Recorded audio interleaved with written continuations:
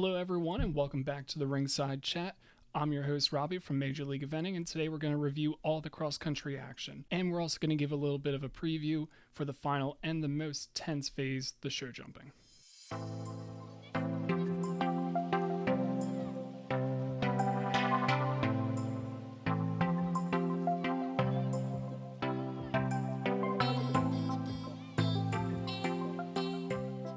So the cross-country phase just ended, and it was so full of drama. And as I said before, eventing is not a dressage competition, and that there was going to be some very big shakeups in both the individual and the team leaderboards after the cross-country phase. Teams like Germany, Ireland, and Sweden did not quite have the day that they were quite hoping for, while other teams like the US, France, and Australia really moved their way up to the rankings, and the day couldn't have gone much better for them. Meanwhile, Great Britain just solidified their dominance in the competition, being leaps and bounds above all the other teams and have about 3 rails in hand coming into the show jumping phase. So after the cross-country phase, let's take a look at both the individual rider and the team rankings.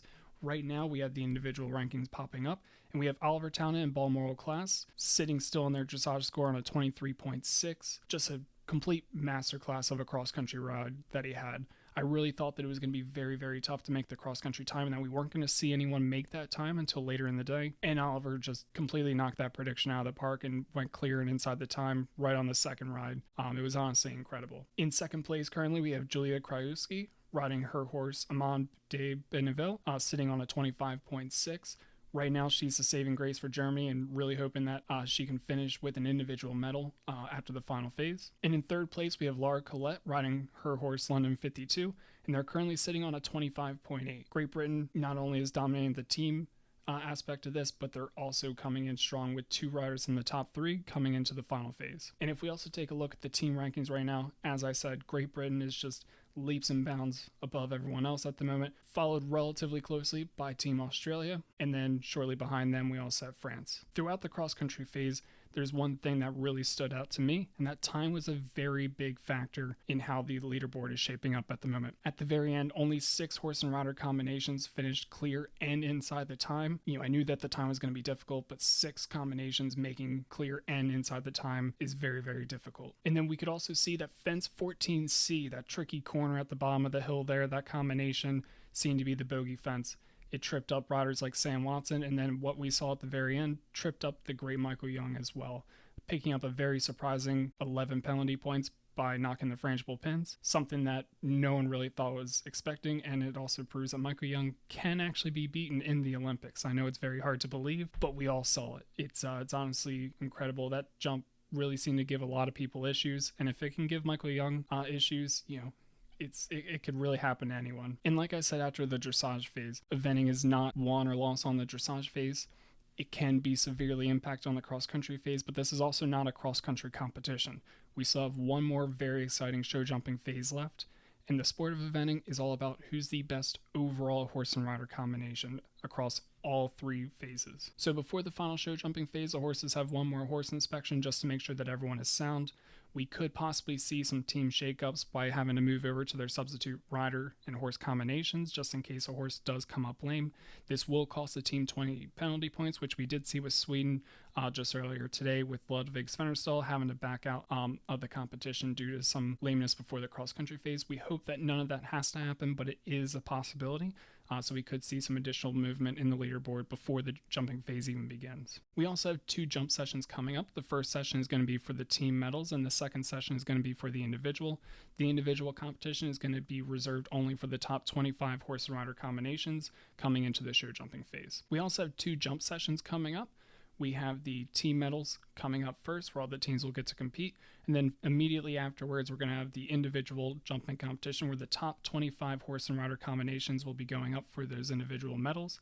Again, we're going to see a big shakeup here. These horses are very fit coming in, but we're going to see just how fit they are after that tough cross-country course.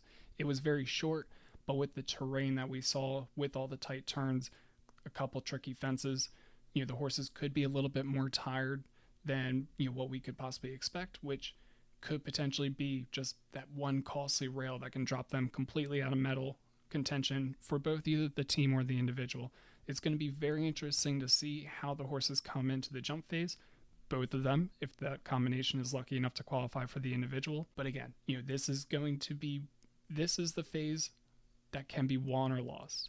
Everything else is just leading up to this. Every rider is hoping that they have put themselves in the best position possible to be able to be into that medal contention spot, and they're hoping to just protect that score as much as they can. But one thing I do know, because of all this tension that's going to be there, everyone's just going to be holding their breath over every single fence, just hoping that that rail does not come down. It's going to be extremely exciting. We're probably going to see some riders really shoot up the rankings just because they go clear, while other riders that we're expecting to finish very, very strong on this final day could get very unlucky. Horse just hangs a leg just ever so slightly, just knocks the rail just a little bit too hard. It's going to be very, very exciting, very, very tense, all the way until the medals are finally around those riders' necks. If we also take a look at the Major League Eventing Manager League at the moment, here we have the top 5 managers participating. We have Nico Morgan sitting on 88.2, leading the way. Holly Yu sitting in second on an 89.2 team score. We have myself sitting in third on a 91.6. Ashley Baker is sitting on a 92.2 in fourth place, and Emily Dux is sitting on a 93.5. Again, make sure that you've joined the league if you haven't already. I'll paste the code right up there, just so then you can join in. There's one last day to join in on the action. Definitely don't want to miss out. And if you do happen to miss out on the Tokyo 2020 Challenge, Echo Ratings is always posting new events for this. I participate in every single one of them. I just find it extremely exciting to be able to participate and watch all these different combinations. So definitely get in on the action. It's fun, it's free, and we would love to have you. So unfortunately, Tokyo 2020 is just about to end, but we still have one more very exciting action-packed phase left of the competition. And I can guarantee that the tension there is just going to be so thick that you can cut it with a knife. So you definitely don't want to miss it. It's going to be extremely exciting. And there are going to be a lot of questions that we're going to have here, which all is going to be answered. Is Oliver Town and Great Britain going to continue their dominance through the competition? Can Julia be the saving grace and earn an individual medal for Germany? Can France get back onto the podium after what looked like a rocky start after the first phase? Or could the United States squeak their way onto a podium after 3 very strong rides? All these questions will be answered very soon, and I'm incredibly excited to watch it. I know I'm a little bit nervous. I really hope that the United States are able to squeak out a medal, but we're just going to have to wait and see how all that plays out. So thanks again for joining in on the Ringside Chat. I'm Robby from Major League Eventing, and I will see you guys next time.